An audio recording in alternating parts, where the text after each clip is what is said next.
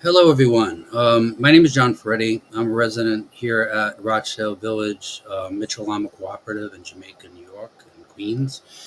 And I'm here with my wife, Adena Ferretti, who is joining me to launch a podcast to talk about some of the issues that we're facing here in a historic battleground for working class affordability.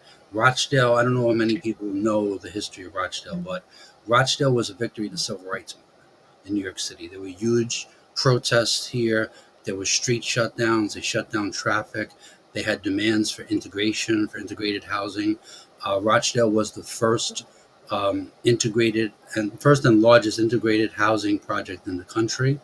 It has a long, proud tradition of being a center of struggle for working class lives and our communities and our ability to afford to live in the city of New York. And it was founded by class conscious organizations that knew that if they didn't fight for their communities, that the robber barons like Trump and Elon Musk and the rest of these parasites would wipe out everything and leave us with nothing. And we all see the consequences of that every day now in the world that we're entering. And with creeping fascism everywhere and attacks on our democratic rights everywhere, all we have left is our past gains. And so people ask, why am I motivated to fight about these things? Why is Adena now motivated to fight about these things when we weren't active in the past?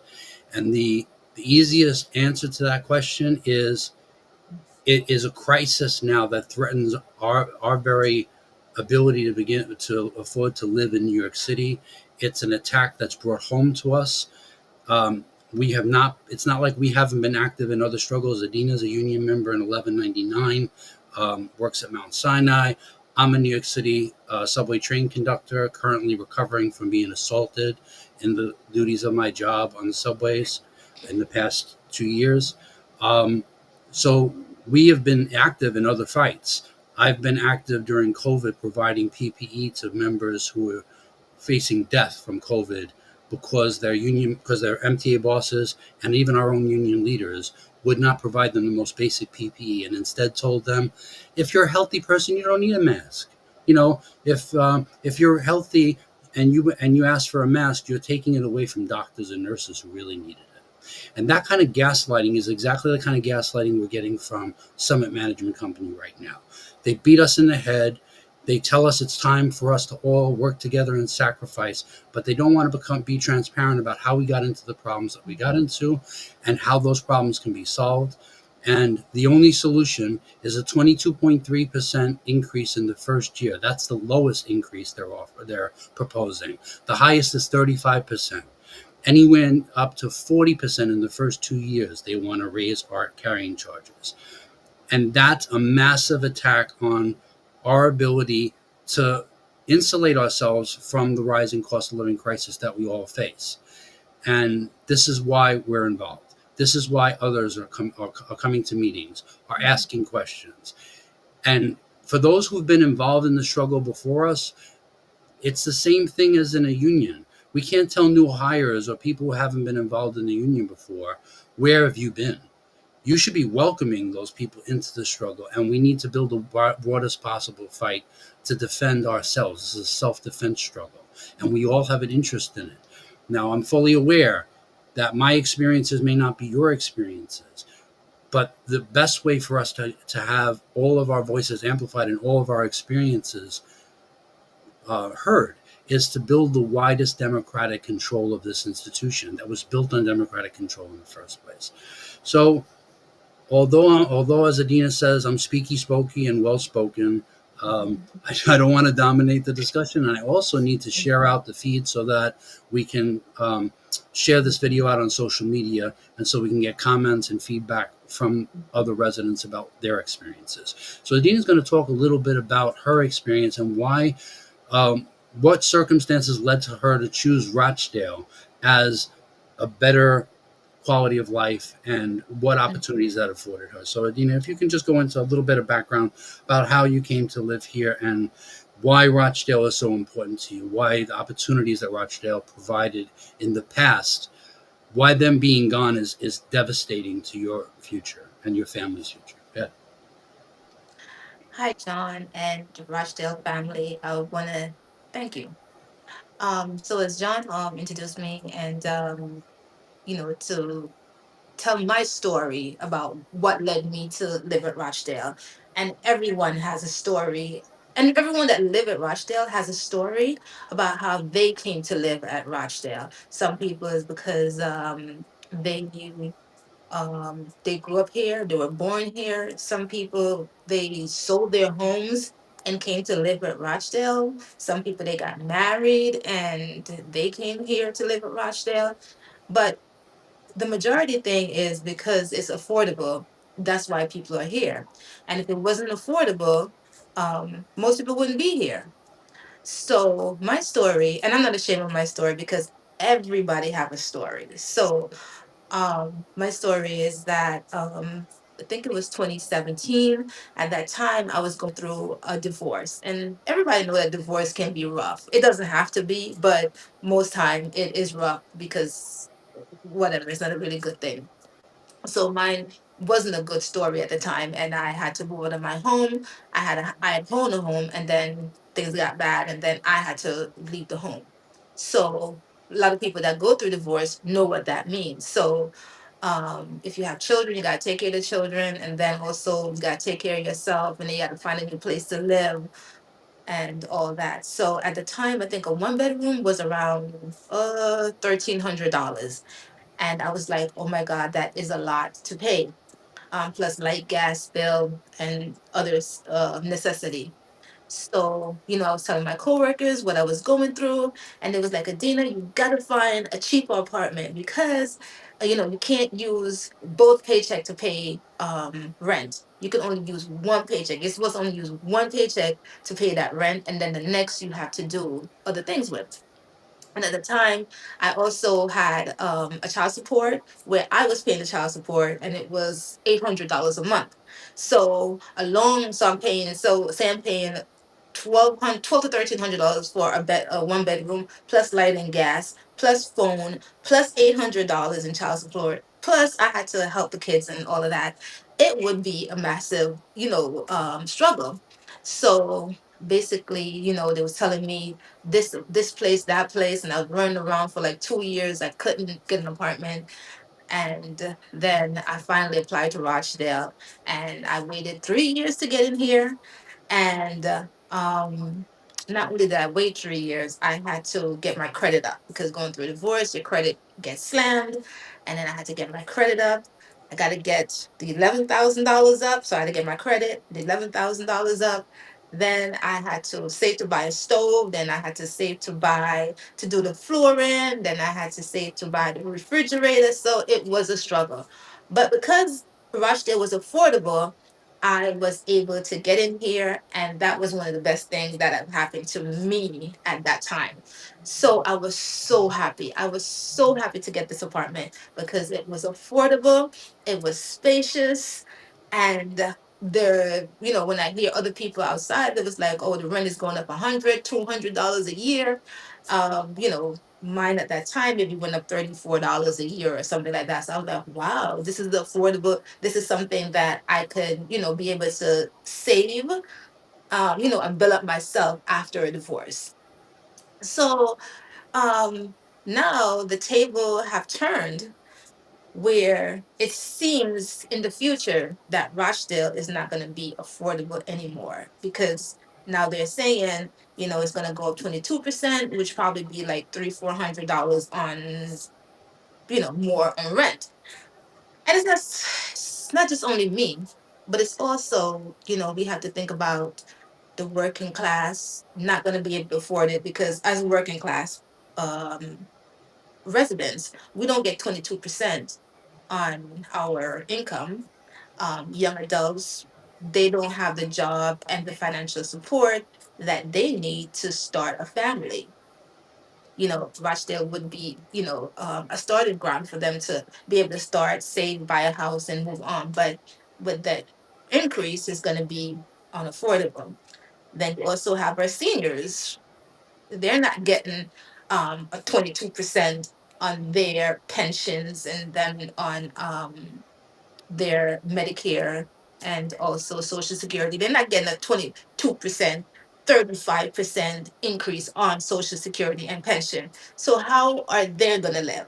And also, there are programs that can help seniors, but it's also on a poverty level. I mean, if you're making $50,000 a year, it's hard to live too, you know, with rent, groceries, and all of that. So yeah, you can apply for program, and that will ease the blow of it, but it's still hard to live on a $50,000 income in this economy. Once upon a time, that was okay, but in this economy and in the future to come, it's not going to be affordable. So now you make $51,000 per year. Okay.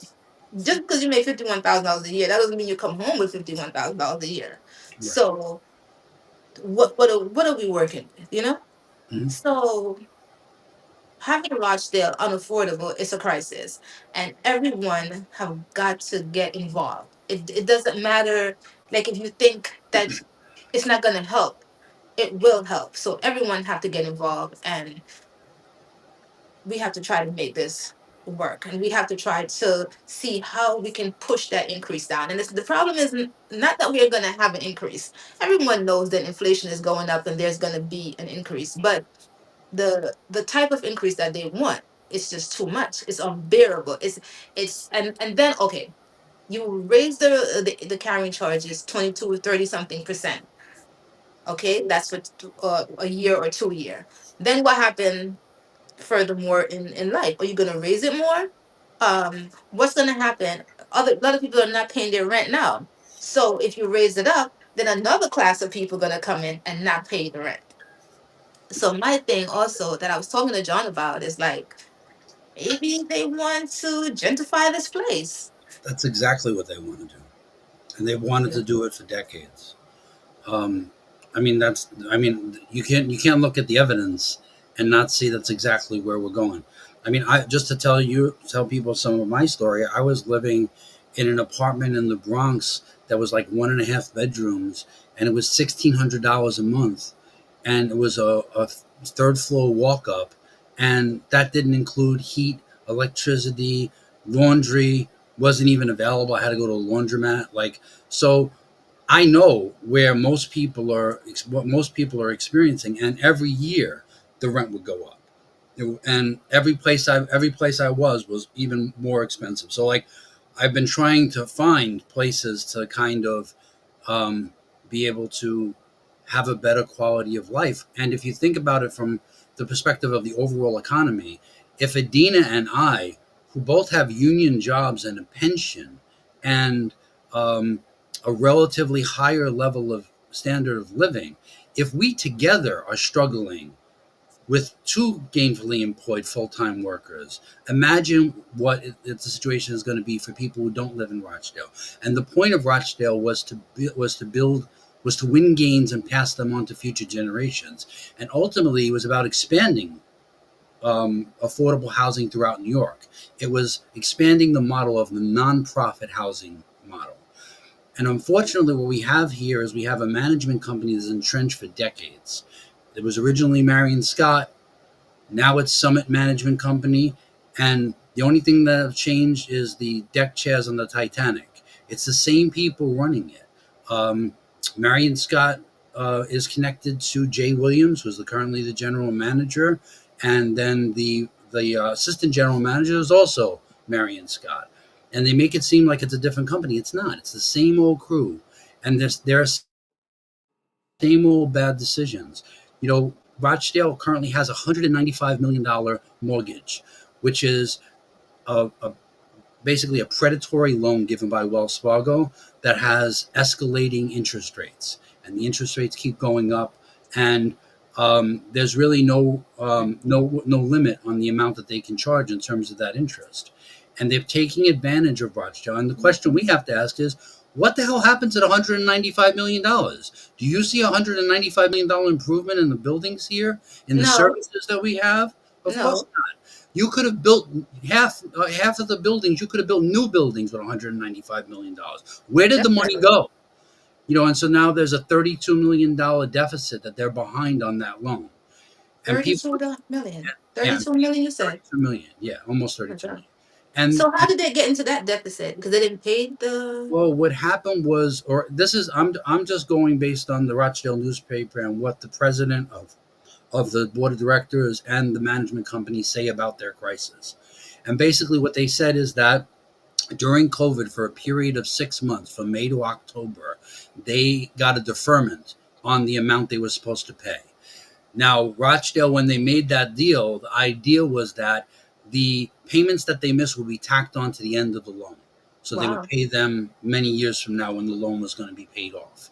Instead, Wells Fargo raised the mortgage payment 25% a month directly after they gave them a deferment for that 6 month period.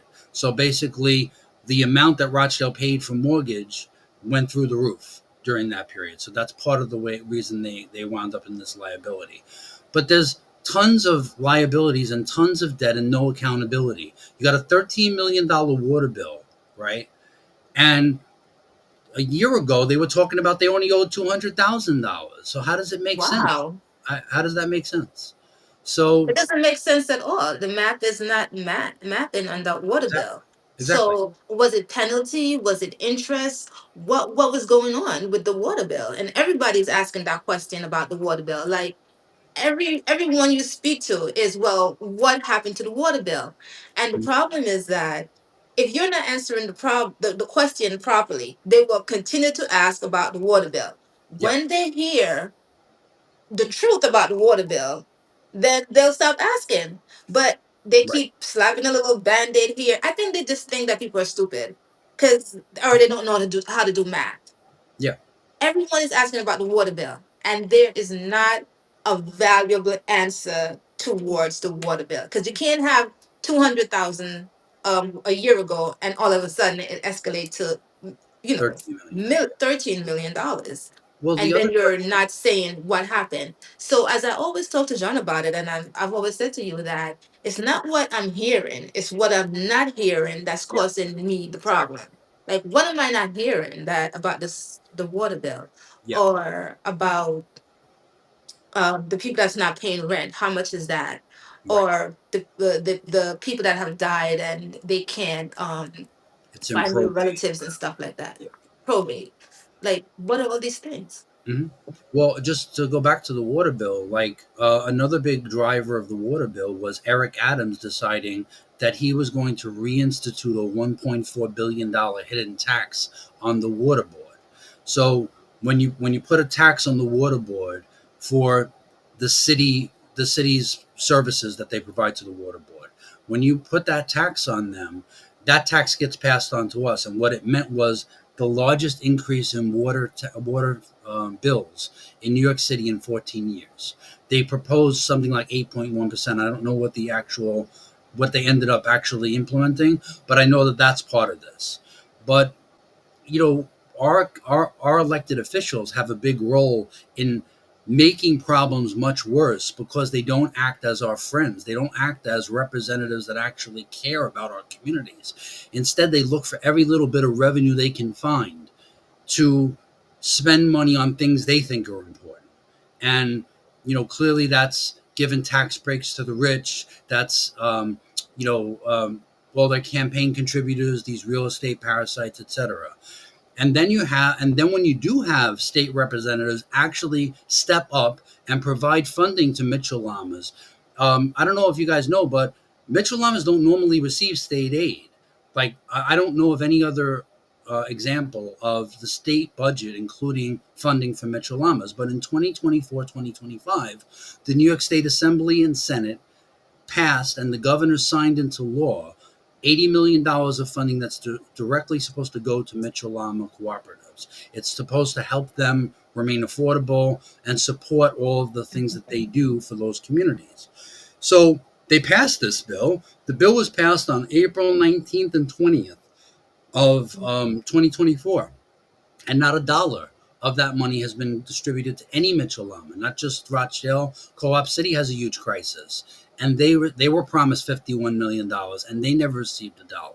So But part of John, it, sorry to yeah, interrupt you. But why did Co-op City receive money? At least they were promised. What happened to Rochdale? Why yeah. didn't Well, they get any part of that promise had any to do with money?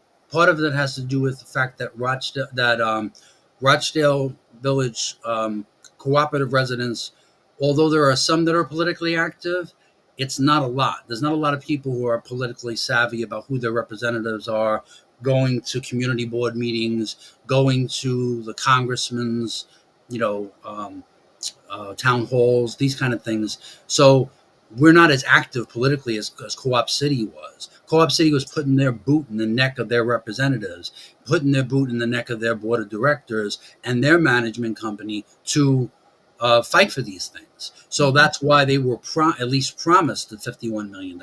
But let's remember, they didn't get any of it. Even with all of that political activism, they didn't get anything.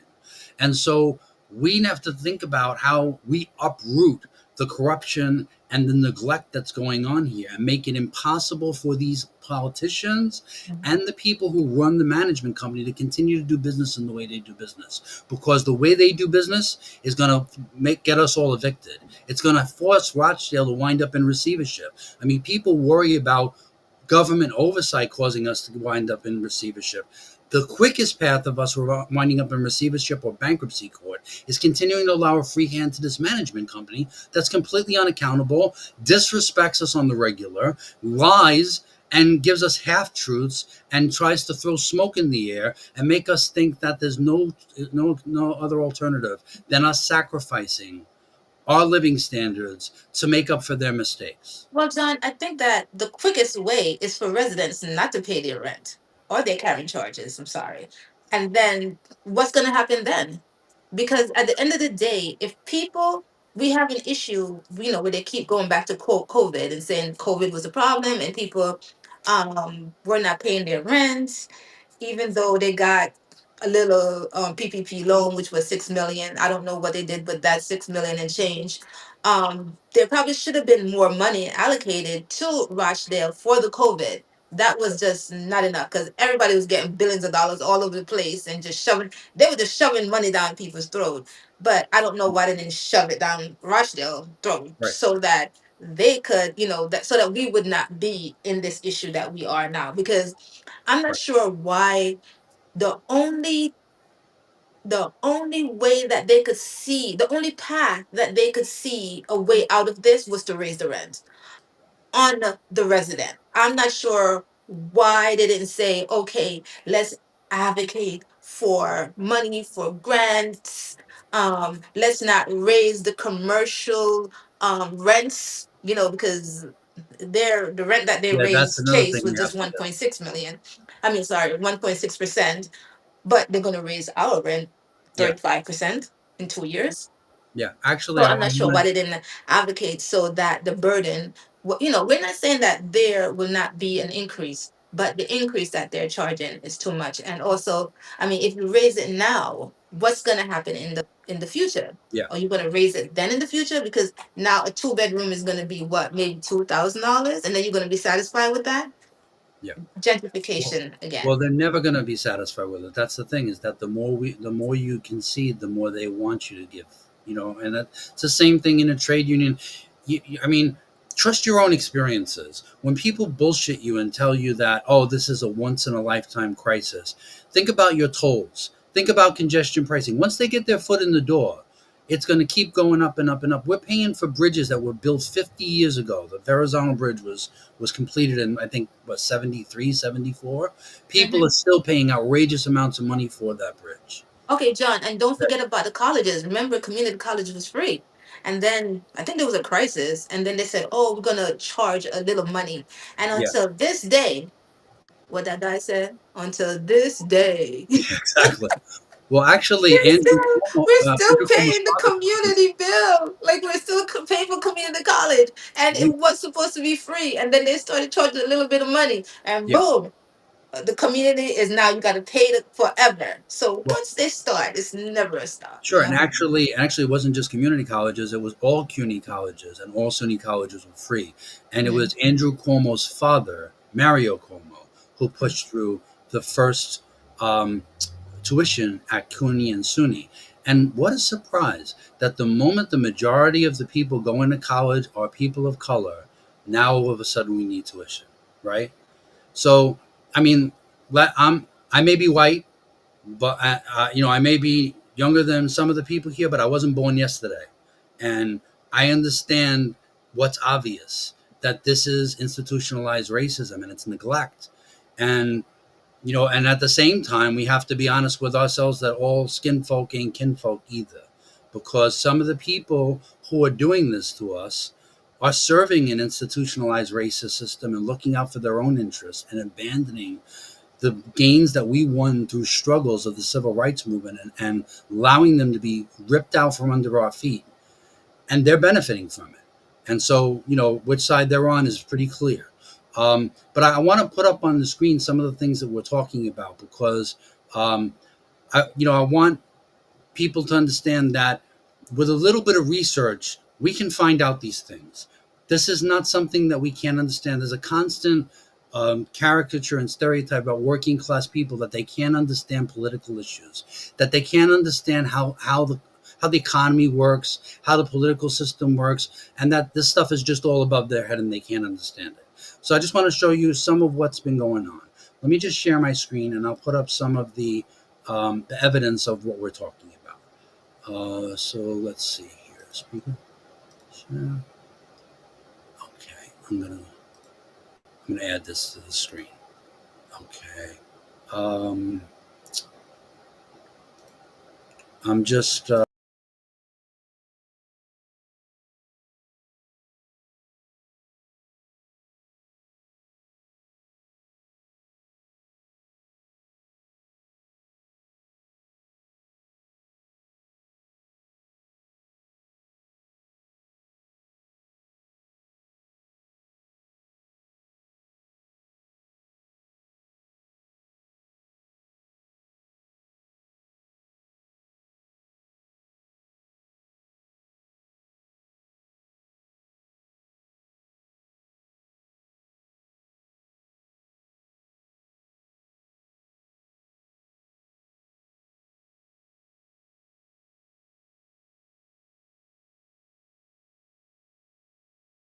you know why? Because I didn't add myself. I took myself out of the screen. All right. Ask them if they can hear you now. Can people hear me Can now? you hear now? Can you hear John now, guys? You should be able to hear me now. Okay, Can you hear me, I Adina? can hear you. Okay, great. All right. Well, I don't think the screen share is going to work, but in any case, I'll put the links in. Um, all of these, all of the stuff is on their website, the New York Assembly Speakers website, and as residents may be aware, I Okay, they said they can hear you now. they can hear me now. Okay. I, as residents may be aware, I wrote up a petition for residents to begin to make demands on Governor Hochul and on State Assembly Speaker Hasty and on State Senate Majority Leader Andrea Stewart Cousins. Those are the three most powerful elected officials in New York State, and they were involved in passing these budget resolutions.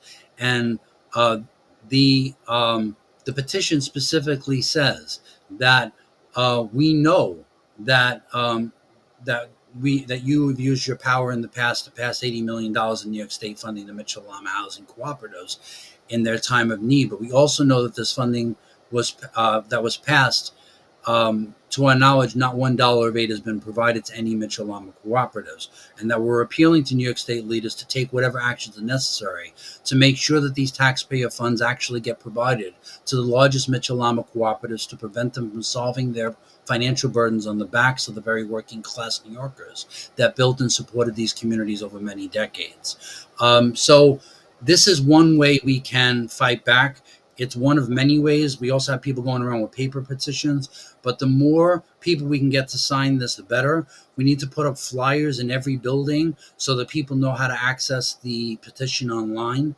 And we're going to be going around with paper petitions as well to get people involved. It's a great organizing tool. It's not going to solve all of our problems, but it'll make people not feel alone. It'll make people understand how many people are going through the same experiences they're going through.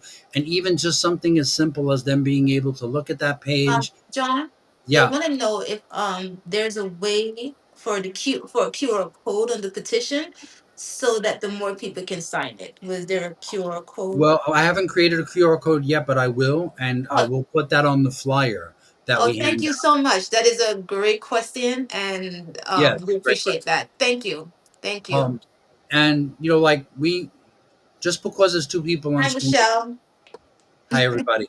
Just because there's two people on screen, we actually plan for this to be an open forum. In future episodes, we're going to have people call in. We're going to have guests who will join us. We're going to try to keep these podcasts to about 45 minutes or an hour because we Thank know you, everybody Lee. has busy lives. Thank you to everybody who's commenting. Um, but Thank also, you, QR. Oh my God. but another thing that I Thank you. want Another thing that I wanted to get to is Keith is the Chase Bank situation, right? Um, it will be a little more believable from the management company and others who are saying that this is a crisis and we all have to sacrifice. If one of the largest commercial retail spaces that we have here, was actually paying a higher rate of increase per year and was paying a larger amount for the 4,720 square feet that they have, which is Chase Bank. They're paying to start something like $16,000 a month. So if you figure it out, that's 160,000 for 10 months. So maybe it's like $200,000 they're paying to have a space here that's raking in money hand over fist. Nobody can tell me looking at that line for ATMs at Chase, where two out of the three ATMs are working on a regular, if you're lucky. And you got to stand after working all day or um, doing all the other things you need to do to care for your family. Wait on that line 10, 15, 20 minutes, stretching all the way into the lobby of the big mall. And they're making money. They made money through the pandemic. They make money with fees. They own a lot of our car loans. They're making tons of money. You can't tell me they're not making way more than $200,000 a year. They're making millions. And they always want to talk about, oh, we're community members. We're part of your communities. No, they're part of feeding on our communities. And if they want to be here, great. We want whoever wants to be here to be part of the community, but you have to contribute to the community. And I don't hear that coming from any of your board members. I don't hear it coming from anybody in the management company that sharing the burden means everybody's sharing the burden. And that's part of the problem because other cooperatives, go look around. Other cooperatives take 45 to 50% of their revenue from commercial retail rent. You know what it is here in Rochdale? It's like less, it's like 10%, 15%. And the overwhelming majority of the cost for running this cooperative, it's all on the backs of the tenants already, the residents already. So how much more is going to be put on the backs of these residents before they are just unable to continue to pay these rents? And look, we don't want a rent strike. We don't want to go to war with the management company, but Adena's just stating the facts that that's what's going to happen. And if you leave us no choice, and if you back us into a corner, you are going to reap the whirlwind. And you're not going to solve your problems this way. It's not going to solve any of their problems. It's going to make them much, much worse. Yeah, Okay. well, John don't want a rent strike. He's always be like, no, no, no, we're not going to do a rent strike. But I'm the one for a rent strike. I didn't I'm say I the was one to be like, against it. yes, we're gonna get out there. We're gonna have a rent strike. And he's like, no, no, no, that's not gonna solve your problems. So I just wanted to make that clear about the rent I strike. It's didn't say not I was John, it's all against it. me I just know hyping that eventually, up. I know But I eventually they're know going to that fall that's into not the that. way to solve a problem, or that's not the way to go about this. We all live here and we all want to stay in our community, so we're gonna pay our rent unless it comes down to whatever. Unless it's come down to a 35%, and we cannot pay it. I don't know, how to pay if you know that it is. Yeah. But I'm the one with the rent strike idea. So, so in any case, we're He uh, said, "Me too, rent strike." Yeah, I see that. Yeah. But I mean, Rochdale management company people, whoever who might be watching this, pay attention. Okay, it's not me and Adina that are the only ones that are saying this, and it's not because people want to do this. It's because you're leaving them no choice. And the other thing is that with rising fascism and the collapse of the economy, and it all being about corruption, you see they're attacking federal workers. They're attacking some of the most supposedly secure jobs that we have.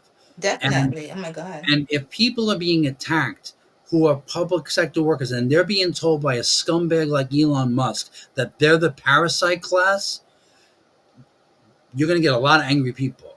A lot of people are rightfully angry because we make this fucking city run and we can make it stop. So don't wish for something that you don't have the ability to deal with, because we make everything run. These people are nothing but parasites, and they want to scapegoat us and they want to gaslight us and beat us in the head and think it was stupid, and that's not going to happen. And the anger that you see at all these Republican congressmen's town hall meetings, that they had to cancel their town hall meetings because of what they're doing with Doge, talking about they're worried about waste and inefficiency. Meanwhile, they don't cut the military budget. They don't cut any of the defense contractors' budget. They're the biggest government welfare queens in the world. And here they are pointing the finger at us. And what's going on in Rochdale is not disconnected from that. Like, all of these things are connected, and it has a ripple effect. And so it's not just about my carrying charge. It's about all the other bills that are going to go up and all the other hardships that are going to be forced onto working class people. And Trump, when he says he's coming to the rescue to stop congestion pricing, what he's looking to do is attack public spending on transportation, attack the education department, attack the most basic things that we need in terms of goods and services that working class people depend on. And so this has to be part of understanding that we're under attack and we have the power to fight back, and we have the power to change the balance of forces. Part of the reason why we have Rochdale and the benefits that we've had for decades is because people were willing to put their bodies on the line and stand and fight and stop everyday business as usual from continuing. And that's what's going to be necessary in the future, because we don't just have these rights because it's the right thing to do. We have these rights because we inflicted our will upon other people who don't respect us. Adina, But John, they're saying that every time I look around, not every time I look around, but a lot of the comments are like, no one wants to work with Rochdale. You know, Rochdale has this bad reputation, yeah, reputation, but it can change. If Rochdale do have a bad reputation, it can change. Because if you go out there and you fight to have this carrying charges, this burden unloaded, it, people will look at us differently and says, we stopped it, or we tailored it, and we can yeah, come up with creative ideas of how to make this happen. Like, we were giving out flyers, but someone in the comments says, hey, put a QR code in it. Everyone's information and everyone coming together can make this work.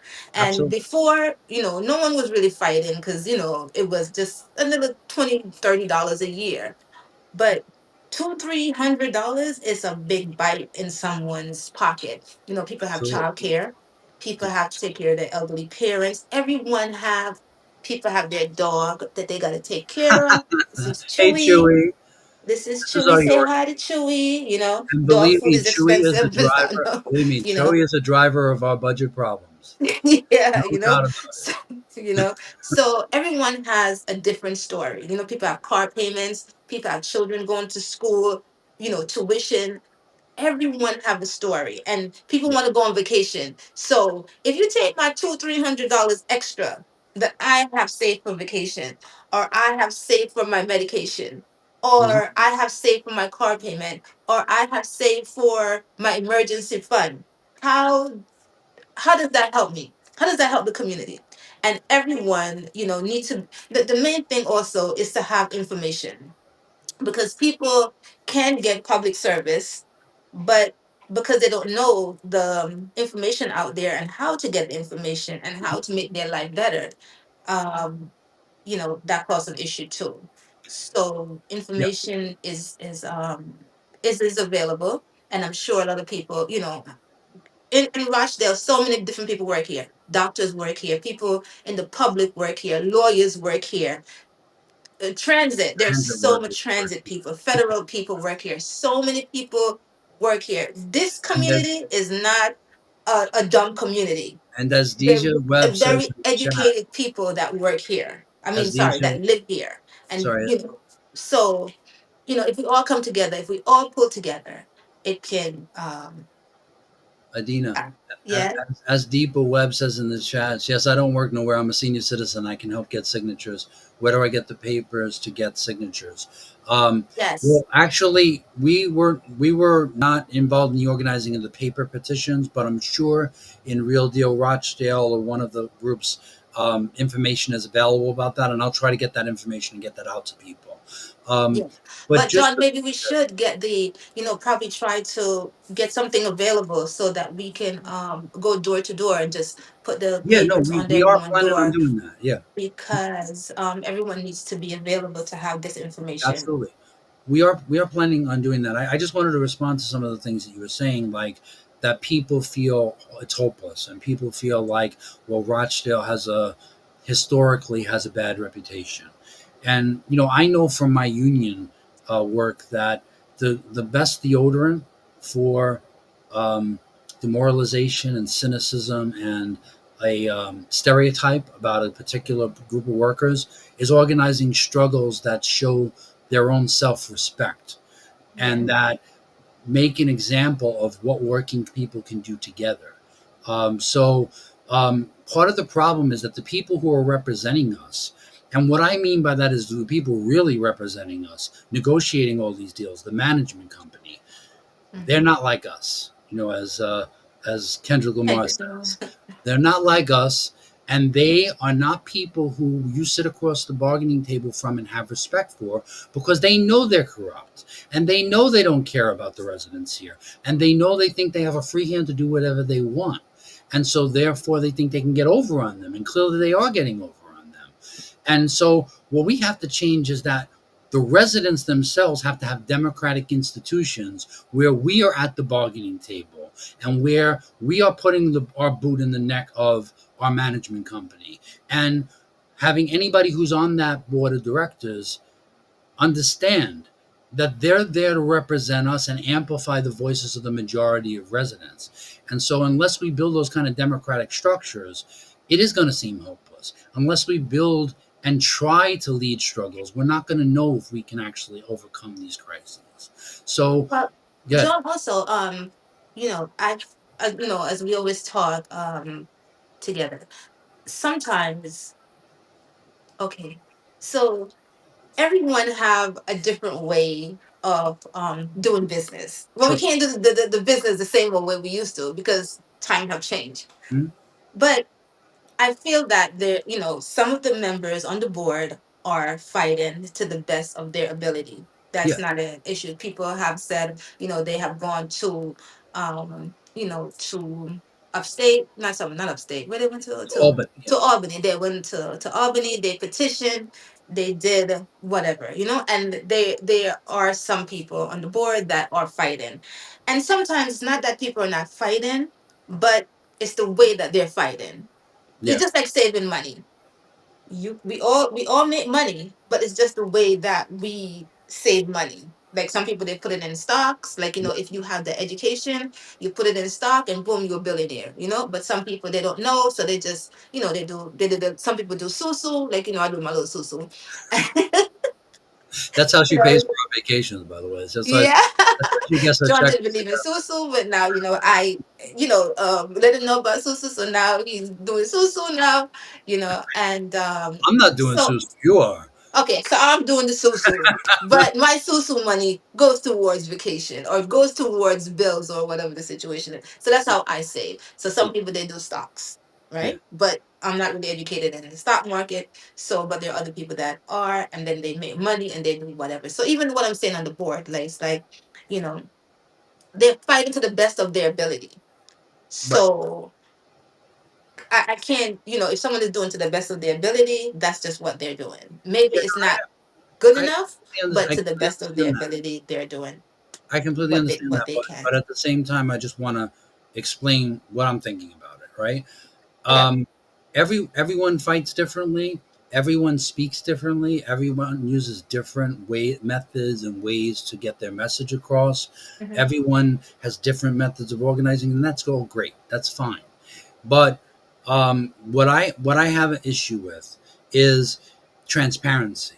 Like when I was on the executive board of Local 100, which represents 42,000 subway and bus workers, I was elected specifically during COVID because members were not feeling like their voices were heard and they felt like they were abandoned by their union leadership. And so I committed to members that I would be fully transparent and I would put them in the room where all the decisions are being made. And I would explain to them exactly what everyone was saying and what was being debated and discussed so that they were fully informed about what was going on. And then they could tell me what I needed to be fighting for. Not that I didn't have my own ideas, but that it had to be a member driven kind of democratic process. And I just don't see that here. And I agree. I'm fully willing to admit I don't know what they're doing behind closed doors. I don't know what they're doing. And Well, but I'm afraid of what they're doing behind closed yeah, doors. exactly. It's not what they're saying. Like, we said about water bill, we said about the insurance. And another thing about the insurance, let me just cut into this. You Sure. know, they were saying, okay, the insurance was high, and that was an issue, why the rent increase also. And we all agree that things are going up. Inflation is high. Everyone can agree. The problem is, oh my goodness, the amount that is going up, that's where the problem comes in. Yeah. So you can say to me, oh, the insurance is going up because prices are going up. But you forgot to tell me that there's lawsuits, and that's why it's going up. Yeah. You know, someone can have a car payment. Oh, it's going up because of the neighborhood. But you forgot you had three accidents, three car. You forgot to tell me the part about the three-car accident you had that you caused. You Yeah. forgot to tell me that you didn't pay your tickets. You forgot to tell me that you was on the cell phone. You forgot to tell me all kind of nonsense Yeah. behind also why things Mhm. are going. So it's not because the inflation, it's more than inflation Mhm. why this these high costs are going up. It's the things that you forget to tell me about. Yeah. That's what I'm worried about. Well, You understand? speaking about not telling you about stuff, they didn't tell you that they had property on the other side of the Long Island Railroad I that didn't they know that. sold, and then Jay Williams, the general manager, says they can't find the paperwork. Can't find the Do paperwork. you Who know? Let me does ask. that? Listen, let me ask Oh, residents of Rochdale. Do you know any business in the world who sells property and doesn't have receipts for it? Even Trump has receipts for it. I mean, they're full of shit, and they're doing all sorts of shady garbage. They definitely have bills of sales, definitely. And if they didn't, people would be going to jail. So I don't want anybody to go to jail. I'm not about mass incarceration. I'm not about dragging people out of here in handcuffs. But if our life is going to be destroyed because of you, then you got to go. You know what I mean? I'm not going to cry a river over it. But where's the accountability? Where's the I'm sorry? I'm sorry. I fucked up. I made a mistake.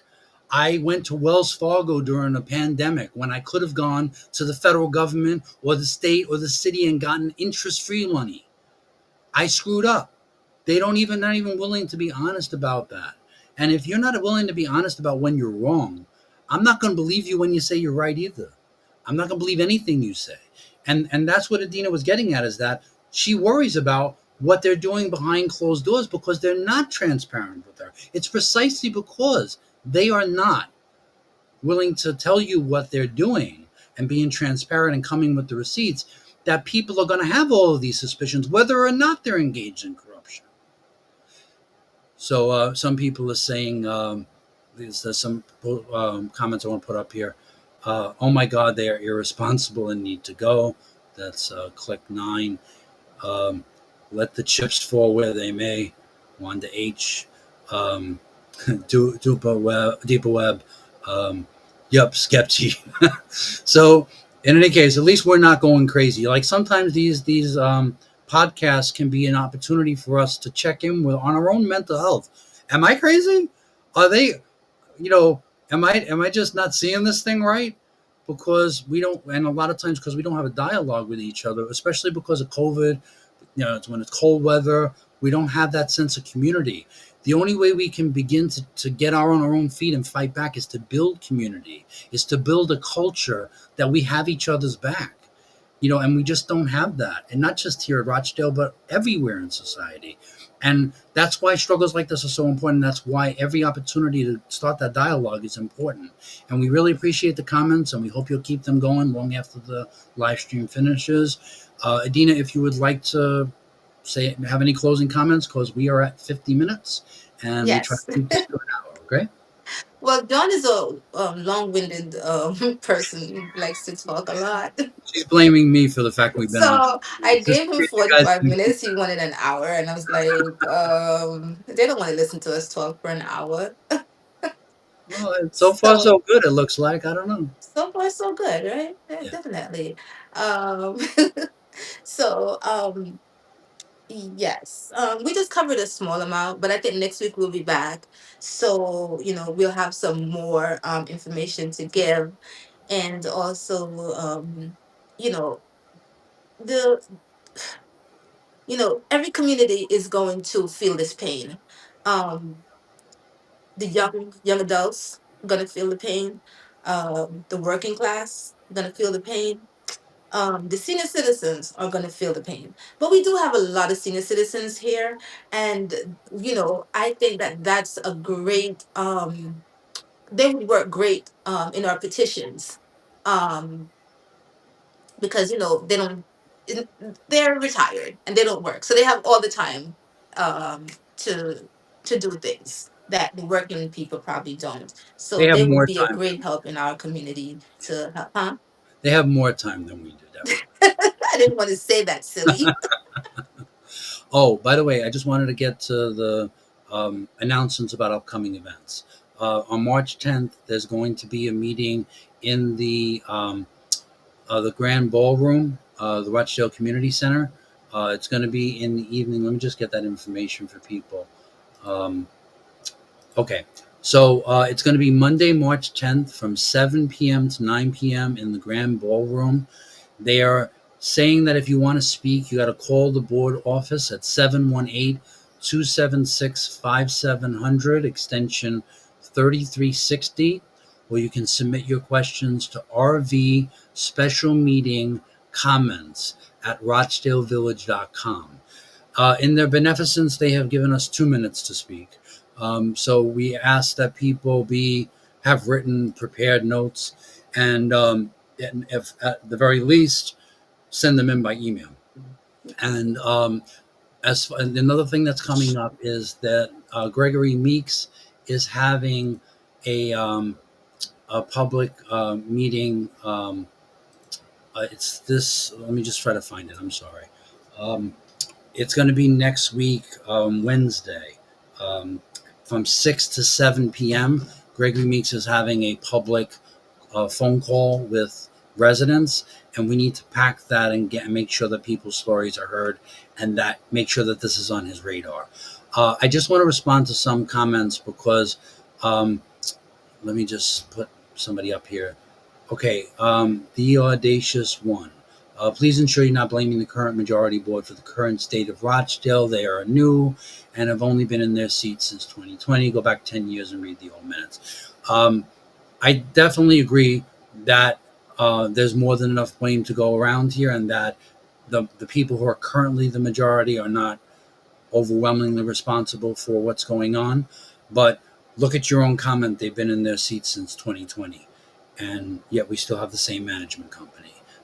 Yet they still unanimously passed the contract lease for Chase that allows them to have a 1.6% increase in their rent. There was not one objection. Not one person voted against it. And so, yeah, the majority of the blame may go with members that have been on that board for a longer period of time, but everybody has to be accountable for their actions or their inactions. When you're on that board, you're a guardian of our past victories, of our gains. and those gains are being ripped away from us, and everybody has to show receipts for what they've done, what they haven't done, how they voted. All of that stuff is about basic accountability, and I don't think anybody should be in their feelings about that. I'm sorry. If I say that some board members are acting as public relations rep for the management company, and that's not you, if it don't apply, let it fly. If obviously you know you're not doing that, then obviously I'm not talking about you. We know who we're talking about. Other than that, there was all right. There was just a lot of comments about packing. Well, someone asked, is Adams aware of what's happening in our Rochdale? Is This is Adrian her Adams, district. or yeah, Adrian Adams is aware, and actually at the last board meeting, they had somebody running cover for her, who works for Adrian Adams' office, saying that she was doing a lot. Now, whether she is or whether she isn't, I don't But know what the is a details. lot? I don't know. I don't know what the details are, but what I want to see the receipts from her too. I don't have a problem. I don't have any personal issue with anybody. Um, until they prove to me that they're untrustworthy. But one of the ways you can prove you're trustworthy is to be transparent and to let people know what it is you're doing. So I look forward to Miss Adams, since she's running for mayor, to put forward what it is that she's been doing and what she thinks the solutions are. And that's part of the problem is everybody's throwing shade at people newly involved in this struggle for coming up with ideas or making proposals or demands. So you don't like our demands? You don't like the fact that we're involved? Then where are your demands? Where are your strategies? What is the solution except surrender to unaffordable carrying charge increases? I don't hear it. So I want to hear it. We really are open to hearing what you have to say because we don't think we have all the answers, and we certainly don't have enough experience to know how the state government works in every detail, how the city government works in every detail. Tell us what's going on. Tell us who's responsible for our suffering. Tell us what we can do about it. Organize us. You supposedly represent us. So let's see Well, it. also, John, Good. you let me forget my thought. Oh, I Wait. made you forget your thought, or is it your advanced stage? When I have an Alzheimer's moment, I am transparent about it. Oh, John, wait. I'm sorry, I made you forget what you were going to say. I'm, John, just so you all know, I'm going to hear about John, this you're a all week. troublemaker, they say. I'm gonna, I'm going to hear about this all week that she forgot her point. But you could put it in I the comments do. too. I forgot one. Oh, this was what I want to say. So here we go. Sometimes when you go to the meetings, well, I only been to one meeting. See, I'm transparent. I only been to one meeting, and I don't think I want to go back because when you ask a question, there's never an answer. Whatever they're saying, it's blocked out. I can't hear it. They can't hear it. I don't know what the hell the answer is. So I don't know. I still can't get an answer on the water bill. I still can't get an answer on everything. I can't get an answer on anything. So I don't even know what this meeting on March 10th mean because they're not going to answer nothing. They're not going to, you know what the problem is? I'm frustrated. I ask a question and I leave frustrated. Yeah. Because again there's no transparency and there's no way forward. I feel like I'm being shut down, like I feel like they're just hammering me down and I don't Yeah, they're just beating you in the feel, head, right? yeah, like not even beaten in the head, but they're very calm and like at this point you shouldn't be calm. At this point you Right, shouldn't be exactly. taking a 15 minutes nap Exactly. doing a meeting. Yeah. It just shouldn't be. And I just feel like, oh my god, Yeah. like that about it. As somebody in the chat said, we need, like Representative John Lewis said, we need to get into good trouble. And Yes. we absolutely do. And just to respond to like you're feeling like you're not being heard, right? I'm at the point where I don't want them running the meetings anymore. We need to build our own democratic meetings. We need to have politicians come and speak to us directly. We have the right. These community spaces are our community spaces. Our carrying charges pay for those community centers. We need to have access to them. And I don't care if I have to pay a fee to rent a larger room so that we can get these politicians in a room with the residents and have them actually have the mic. We need the mic. You don't get to run the meetings and tell us we have 30 minutes anymore. That's not working for us. It's not working for us. It's disrespectful and it's got to change. And I don't say that because I want the mic. We all can have the mic and we all can have a set time limit. But I'm not letting people who are not upset about what's going on dominate the mic and tell us that that's quite enough and we're keeping other people from speaking. Well, Everyone John, look at this. said, The problem is, the last time we were on a meeting and they gave you 2 minutes and then you so they gave me 3 minutes and they stole a minute and a half, pretending they didn't understand what I was saying. And it's a yeah. whole lot. It's And a whole guess lot. what? And guess what? What did you do? You created your own show right here. You just be like, okay, I'm gonna create my own show so that I can talk and say what I want to say, and that's what it is. So if someone is not doing something that you feel that's gonna benefit you and make you feel better about things, then you got to create your own show. We got to create our own things of moving forward and Yes. saying, we're gonna try to get this carrying charge lowered. I mean, Okay, it's not gonna go away, but it can be less. Adina, you're going to make me look like the guy who's trying to shut up his wife. He's gonna what? You're going to make me look like the guy who's trying to shut up his wife. I'm trying to make a good impression over here. You're past an hour. Say All right, goodnight, Gracie. because it's over one. If it's over an hour. Hour and a minute, okay? All right, all right, all right, all right, all right. We gotta go. All right. Any last words? No, I'm done. All right. We're going to continue the Say bye, conversation. Chewy. Bye, Chewy. We're going Mhm. to continue the conversation. Please, the chat never ends. And we'll continue the discussion in Real Deal Watch Rochdale and other groups. And we look forward to talking with you real soon. And we thank you. People are saying thank you, John and Adina, for taking time away from Chewy to advocate and educate us. Um, well, thank you for taking time to be part Thank of the you. discussion and to be in community with your community members. I mean, this is what's missing. We need to be a community again.